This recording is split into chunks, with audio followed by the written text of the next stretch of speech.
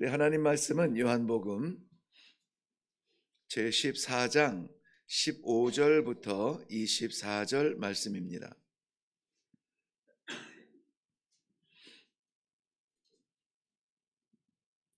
요한복음 제14장 15절부터 24절까지 말씀 우리 같이 한 목소리로 읽습니다. 시작. 너희가 나를 사랑하면 나의 계명을 지키리라. 내가 아버지께 구하겠으니 그가 또 다른 보혜사를 너희에게 주사 영원토록 너희와 함께 있게 하리니 그는 진리의 영이라. 세상은 능히 그를 받지 못하나니 이는 그를 보지도 못하고 알지도 못함이라. 그러나 너희는 그를 아나니 그는 너희와 함께 거하심이요 또 너희 속에 계시겠음이라. 내가 너희를 고아와 같이 버려두지 아니하고 너희에게로 오리라. 조금 있으면 세상은 다시 나를 보지 못할 것이로되 너희는 나를 보리니 이는 내가 살아있고 너희도 살아있겠음이라. 그 날에는 내가 아버지 안에 너희가 내 안에 내가 너희 안에 있는 것을 너희가 알리라. 나의 계명을 지키는 자라야 나를 사랑하는 자니 나를 사랑하는 자는 내 아버지께 사랑을 받을 것이요 나도 그를 사랑하여 그에게 나를 나타내리라. 가룟신 아닌 유다가 이르되 주여 어찌하여 자기를 우리에게는 나타내시고 세상에는 아니하려 하시나이까. 예수께서 대답하여 이르시되 사람이 나를 사랑하면 내 말을 지키리니 내 아버지께서 그를 사랑하실 것이요 우리가 그에게 가서 거처를 그와 함께 하리라. 나를 사랑하지 아니하는 자는 내 말을 지키지 아니하나니 너희가 듣는 말은 내 말이 아니요 나를 보내신 아버지의 말씀이니라. 아멘. 네, 우리 함께 기도하겠습니다. 오늘도 살아가는 자리마다 아버지의 말씀대로 살며 우리의 하는 일마다 아버지의 기쁨이 되기를 원하는 하나님의 귀한 성도들, 이 자리에 그저 앞길 보이지 않아 둘러싸고 있는 이 시험의 무게가 너무나 무거워 다 내려놓고 아버지와 함께 가기를 원합니다. 기도의 자리를 찾은 아버지의 백성들, 자녀들입니다. 오늘도 말씀하여 주시어서 우리 능력으로 나아가지 아니하며 하나님의 능력으로, 허락하신 능력으로 오늘 삶을 살 수 있도록 주여 은혜를 베풀어 주시옵소서. 부족한 종의 지혜를 가리시고 아버지의 사랑의 마음을 전달할 수 있도록 이 시간을 다스려 주실 줄로 믿사옵고 예수님 이름으로 기도하옵나이다. 아멘. 네, 오늘 우리는 한 주간의 주말의 시작이라고 하는 금요일 아침에 이 말씀을 받습니다. 오늘 이 말씀을 받고 그저 하루 깜빡 잊으면 좋을 것 같은데요. 보면은 25절부터 계속해서 보혜사 성령에 대하여서 말씀하여 주심으로 오늘 이 말씀, 즉 성령에 대하여서 말씀을 받고 말씀대로 이 주말을 살았는지에 대한 점검이 우리들에게 여전히 있게 되고요. 월요일 아침에 우리가 만나게 되면은 무엇으로 사셨습니까? 하는 그러한 하나님의 이 성경의 질문을 시작으로 성령의 사람으로 지난 주말, 금, 토, 주일까지 우리가 살 수 있었는지를 돌아보게 됩니다. 아무쪼록 그때에 우리가 부끄럽지 않기를 바랍니다. 오늘 우리에게 주시는 하나님의 능력의 말씀을 받음으로 말미암아 이 주말에 특히 이 그 불금이라고 하는 이 금요일을 시작하는 우리의 마음의 다짐부터 아예 하나님의 말씀 안에서 하나님의 뜻대로 살기로 다짐하는 이 아침의 기도가 되기를 바라고요. 그리고 많은 환경들이 우리를 유혹할 수 있는 이 주말 중에서도 온전히 하나님의 기쁨을 위해서 살아드리는 성도의 삶이 되기를 간절히 바랍니다. 오늘 예수님께서 16절 말씀에 보면은 내가 아버지께 구하겠다. 이 구하겠다는 것은 간절한 외침입니다. 마음의 소원을 아뢰는 것인데요. 예수님께서 아버지에게 간절히 마음의 소원을 아뢰는 그것이 있대요. 무엇이냐면 하나님께서 아버지께서 또 다른 보혜사를 너희에게 주사 영원토록 너희와 함께 있게 하겠다는 말씀을 주시는데요. 이 말씀은 아버지께 기도하겠다지만은 그러나 그의 앞에서 이 말씀을 궁금해하는 제자들에게 놀라운 약속의 말씀이 되는 것입니다. 오늘 이 말씀은 우리 성경 속에 기록되어진 말씀이 아니라 우리 모두를 향한 아버지의 놀라운 약속이 되기를 바랍니다. 다른 보혜사를 보내겠다라고 하는 것은 이제까지 없던 보혜사가 아니에요. 우리가 오해하면 안 되고 예수님 자신이 우리들에게는 보혜사 되시죠. 지금도 아버지 우편에서 우리의 연약함과 부족함을 그저 한 해만 참아주소서, 우리를 위해서 간절하게 돕고 계시는 우리 보혜사 되시는 예수 그리스도예요. 그러므로 근데 왜 다른 보혜사냐? 예수님께서 부활하시고 이제 십자가에 죽으시고 부활하시고 승천하시고 이 일련의 구속사에 대한 그러한 과정을 다 알고 계시잖아요. 그러니 이제 함께 밥 먹고 함께 걷고 함께 누웠던 제자들과 함께 육신적으로 함께하지 못하는 이 상황이 다가올 것에 대한 예수님의 대비책인데요. 그러므로 내가 너희 곁에 없을지라도 나는 가는 것이 아니라 다른 보혜사, 즉 나와 같은 보혜사를 너희에게 보내어 주사, 나는 육신적으로 성육신 하셨으니까 육신적으로 이 제한적 이 세월을 함께 하지만은 이제 다른 보혜사, 나의 다른 보혜사가 오는 그분은 영원히 함께 하실 것이다. 영원성에 대하여서 예수님께서 말씀하여 주고 있는 것입니다. 그렇다고 해서 이 다른이라고 하는 말에 우리가 예수님과 다른이 아니라는 것이죠. 우리가 이해할 수 없는 관계가 우리 하나님에게는 있죠. 삼위일체라고 하는 말 자체가 용어 만들어낸 것도 기적이지만 우리가 이해할 수 없는 관계예요. 오늘도 이제 말씀을 묵상하는 가운데 나올 것입니다. 다른 보혜사를 보내주는데 그 이름을 그는 진리의 영이라 그렇게 이야기해 주셨습니다. 진리의 영, 진리라고 하는 것은 이 땅 위에는 진리가 없죠. 하나님께로부터 오는 것만이 변하지 아니하는 진리가 될 수 있습니다. 그러므로 세상에서는 그 하나님의 진리를 깨달을 수가 없습니다. 아는 거야 알 수 있죠. 예를 들어서 예를 들은 겁니다만은 외계의 어떤 신호가 왔는데 그 신호가 무엇인가 그 음성은 딸 수가 있겠죠. 예를 들어서 외계에서 소리가 들렸는데 소리가 점자로 해서 딴딴딴딴딴딴 이렇게 왔다. 그 점자는 찍을 수 있지만 그게 무슨 뜻인지는 알지 못하는 거예요. 이 진리의 영이라고 하는 것은 하나님의 진리를 깨달을 수 있는 것은 우리가 세상에서 얻을 수 있는 지식과 경험과 이런 것으로 깨달을 수 있는 것이 아니라는 것입니다. 진리의 영은 하나님께서 보내주시는 이 새로운 보혜사, 영원히 우리와 함께 하시는 보혜사, 우리가 깜빡깜빡 잊을 때에도 잊지 못하도록 내 심령을 뜨겁게 하실 하나님의 진리의 영이 우리에게 깨닫게 하여 주실 것이라는 것입니다. 그러므로 우리가 이 목사들, 특별히 이제 설교나 하나님의 말씀을 전달해야 되는 그러한 종들이 가장 긴장해야 되는 것이 무엇이냐?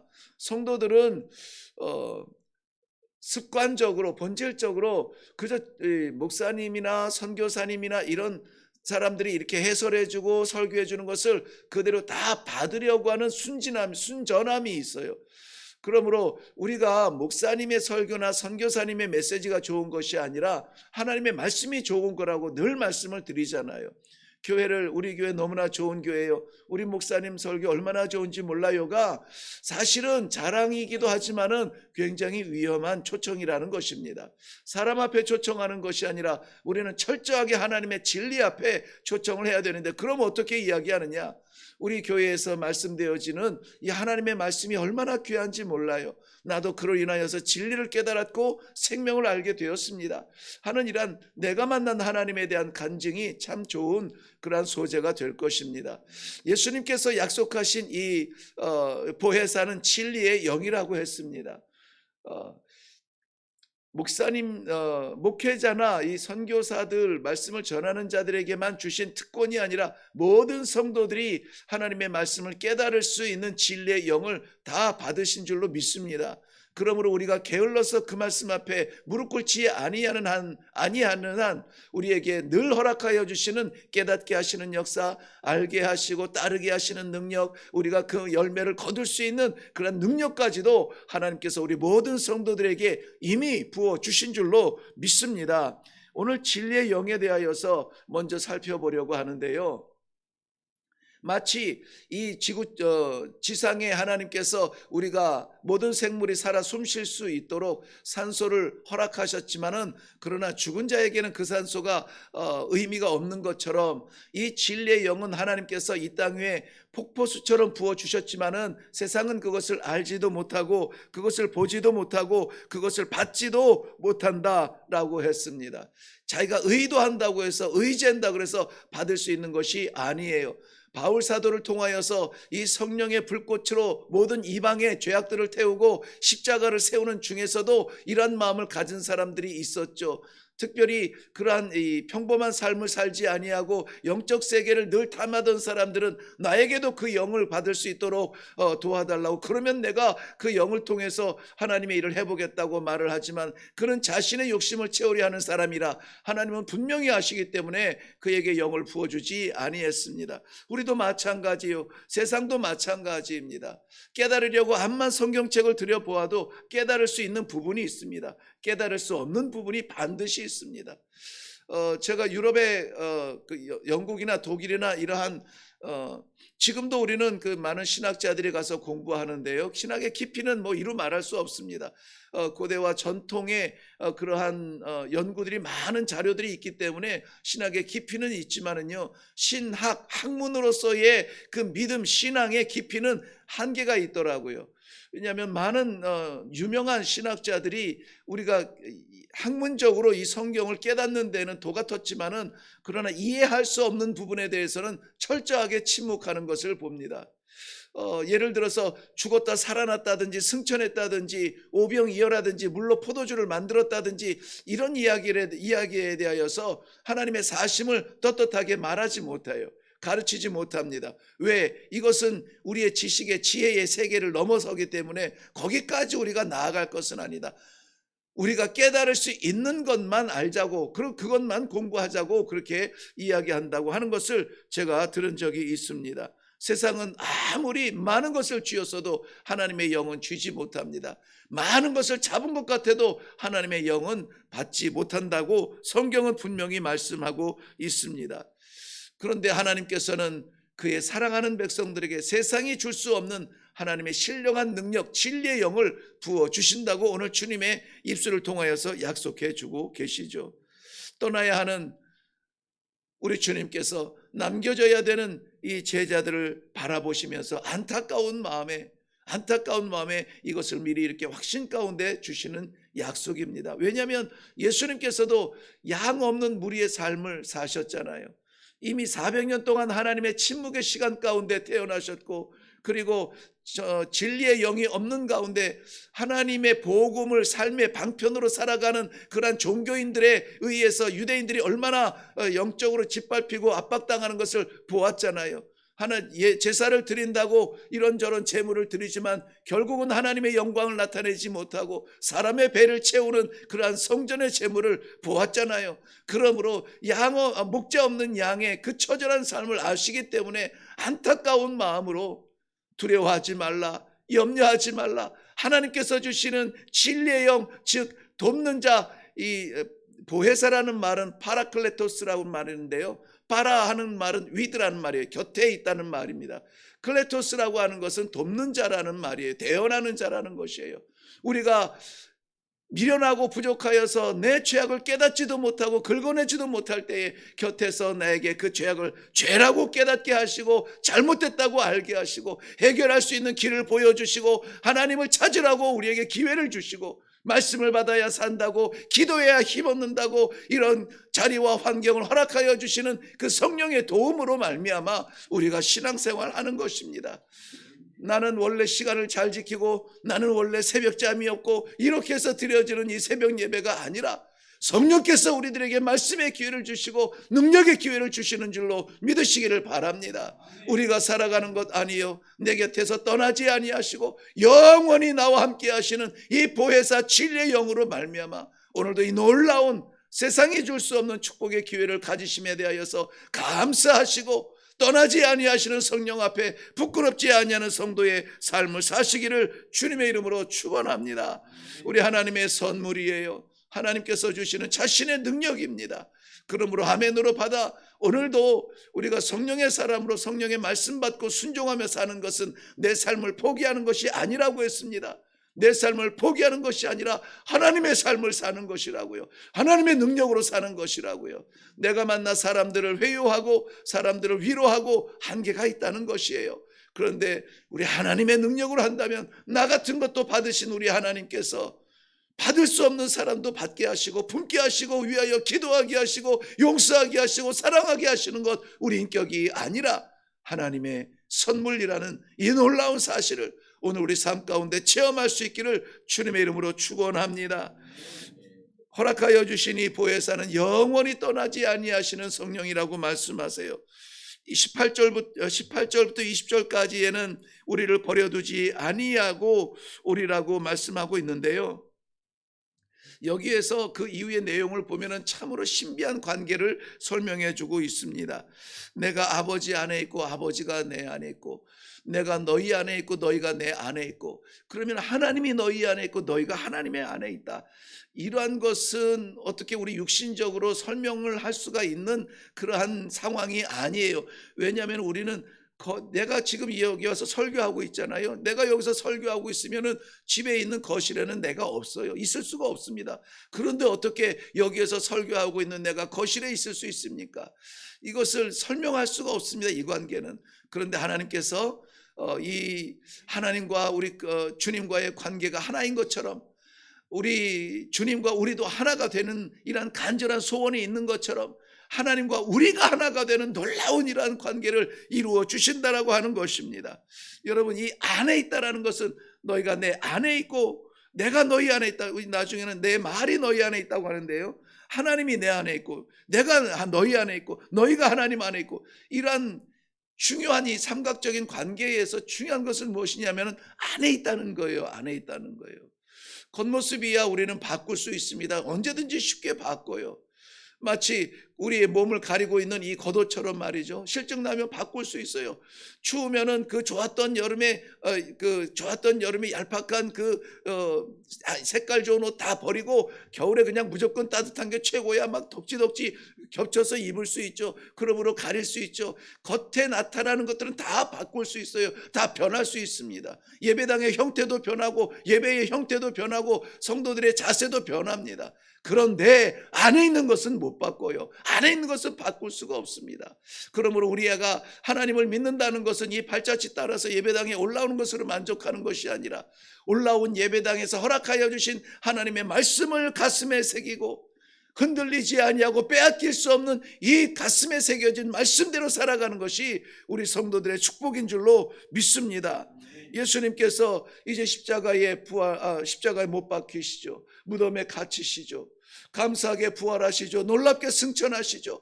그런데 그 모습을 바라보는 제자들은 떠나시는 예수님을 보면서 두려울 수밖에 없는데요. 아니야. 나는 너희가 헤어지면 볼 수 없는 사람처럼 떠나는 것이 아니라 너희 안에 내가 있고 내 안에 너희가 있다라는 것입니다. 그러므로 오늘도 우리가 가는 자리마다 성전에 계시는 하나님이 아니라 삶의 현장에서 내 안에 계시는 하나님을 믿으시고 내 안에서 내 삶을 바라보시는 하나님과 함께 살아갈 수 있는 성도의 유기적 관계 감사한 마음으로 살아갈 수 있기를 바랍니다.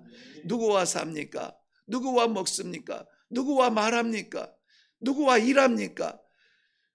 우리의 인생의 파트너는, 이 사업의 파트너는 바뀔 수 있고 만나는 사람들은 변할 수 있지만, 그러나 내 안에 계시는 하나님은 어디를 가든지 무엇을 하든지 우리와 함께 하신다는 이 사실을 믿으시고, 살아있는 하나님을 믿는 사랑받는 성도라면 하나님과 함께 한다는 이 축복이 얼마나 감사한지 몰라요. 오늘도, 아니 오늘뿐만이 아니라 이 주말 내내 무엇을 하든지 어디를 가시든지 누구를 만나든지 내 안에 계시는 하나님을 먼저 호흡처럼 고백하고 신뢰함으로 말미암아 이 모든 주말의 환경을 이기시기를 바랍니다. 마지막으로 21절 이하에 보면은 누구와 함께 하느냐, 이 말씀에 대하여서 구체적으로 설명하고 있는데요. 나를 사랑하는 자, 이 말씀이 오늘 저의 마음에 아주 중요한 숙제가 되었습니다. 정말 우리 사랑하는 사람을 향했던 인간적이고 인격적이고 육체적인 사랑만 해도 그 사랑을 다 채우지 못하는 우리의 열심이었는데, 하나님을 사랑하며 우리 주님을 사랑하는 내 마음을 어떻게 표현할까? 어떻게 나타나며 어떻게 선포할까? 어떻게 하시겠습니까? 어떻게 이 사랑을 드러낼 수가 있겠습니까? 우리의 언어들이, 우리의 몸짓들이, 우리의 상황들이, 우리의 쓰임들이 전부 다 이 하나님을 향한 온전한 사랑을 이야기해도 우리는 부족한 삶을 살 수밖에 없는데요. 오늘 하나님께서 우리 마음에 이 사랑의 마음을 주시거든 그 사랑의 마음을 순종할 수 있기를 바랍니다. 주님을 사랑합니다. 어떻게 나타날 수 있을까요? 내 이 진정한 사랑 어떻게 표현할 수 있을까요?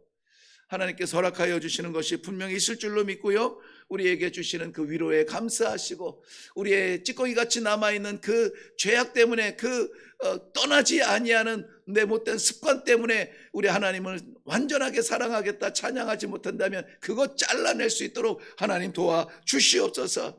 그리고 내가 알지 못하는 사랑의 길로 나를 인도하여 주시옵시고, 내가 알 수 없는 그 방법을 깨닫게 하여 주셔서 오늘 나와 함께 하시는 하나님, 나를 바라보시며 사랑의 미소를 지을 수 있는 그런 복된 하루가 되게 하여 주시옵소서. 결론적으로 말씀을 드립니다. 왜 우리 주님께서는 그 사랑하는 제자들, 남겨진 제자들에게 영원히 떠나지 아니할 이 보혜사를 약속하시고 진리의 영을 허락하여 주셔서 오늘도 제자되기 원하는, 제자의 삶을 원하는 우리에게 이 성령을 허락하셨습니까? 왜 그러셨을까요? 우리를 사랑하시는 그 마음에, 저는 오늘 전체적인 말씀의 결론을 이렇게 한 단어로 말씀을 드리고 싶었습니다. 뭐냐면 관계예요. 관계. 사랑하는 사람과 관계가 끊어지지 않기 위하여서, 사랑하는 사람에게 잊혀지지 않기 위하여서, 그 관계를 유지하기 위하여서 우리는 무언가 합니다. 잠시 떨어져 있어도 너무나 사랑하면 메시지라도 남기고요, 모처럼 만나면 사랑하는 사람을 위해서 선물이라도 준비하고요, 이러한 관계를 위하여서 하나님께서 보혜사를 우리들에게 주시는 것입니다.